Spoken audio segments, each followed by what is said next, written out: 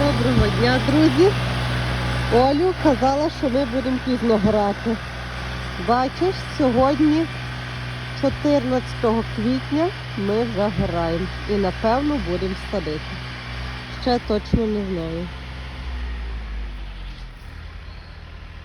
Тут баба колдує, посипає сухі, подрібнені шкарлупи з яєць. Це є міндобриво, і воно відганяє всяку нечисть, личинки всякі.